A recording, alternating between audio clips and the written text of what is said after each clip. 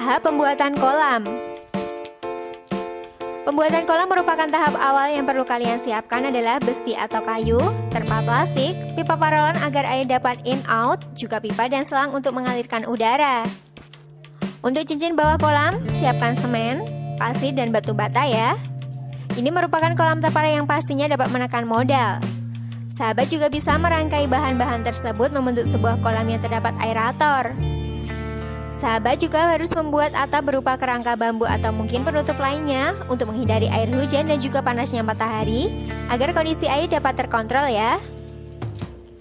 Dalam kolam 1 meter saja kalian bisa menebar bibit lele sebanyak 1000 ekor loh. Jika dibandingkan dengan kolam biasa maka hanya bisa menampung 100 bibit ikan lele. Wah, bukankah ini sangat luar biasa sahabat? Inilah yang menjadi kelebihan dari cara budidaya bioflok.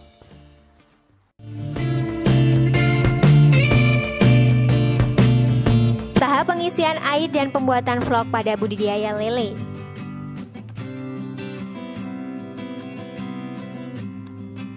Setelah kolam selesai dibuat sahabat, yang dilakukan selanjutnya adalah pengisian air. Jika kalian mengisi air, isilah misalnya dengan kedalaman dengan 20-40 cm untuk memudahkan bibit-bibit lele bergerak. Jika air terlalu dalam, maka akan membuat bibit lele menjadi stres ya. Bahkan bisa mati karena tidak mampu menahan tekanan air. Jika pengisian air tidak terlalu banyak, akan memungkinkan pembentukan vlog yang lebih cepat. Kemudian, tambahkan prebiotik yang merupakan bibit bakteri pengurai zat organik yang akan menjadi vlog protein dengan takaran 8-10 ml.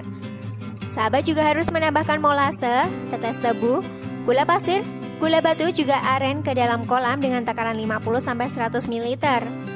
Molase dapat berfungsi sebagai bahan yang dapat merangsang, tumbuh dan berkembangnya bakteri pengurai agar dapat berkembang secara efektif.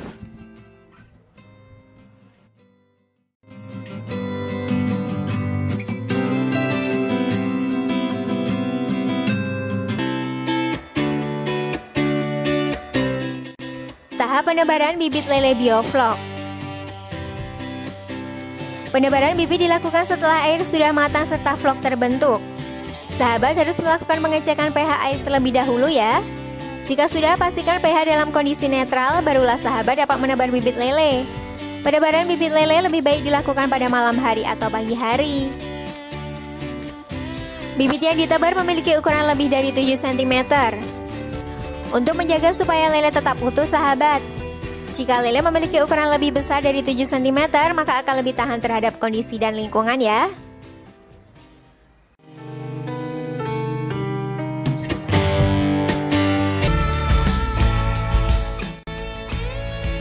Tahap pengelolaan makanan.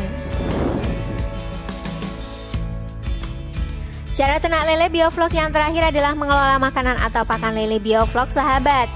Kita harus tahu kebutuhan maksimal makanan lele ya. Lalu bagaimana caranya sahabat?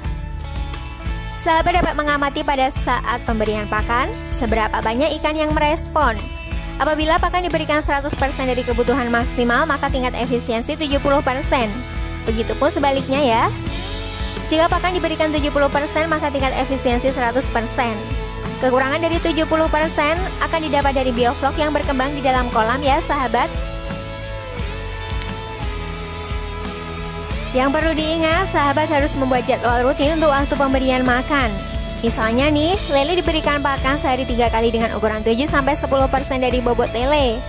Maka tambahkan air seminggu sekali tergantung pada seberapa cepat ikan berkembang, hingga batas ideal 100-110 cm. Kalian juga bisa mengambil lele untuk menentukan pakan ideal yang diberikan ya. Hal tersebut berkisar antara 7-5 dari bobot ikan.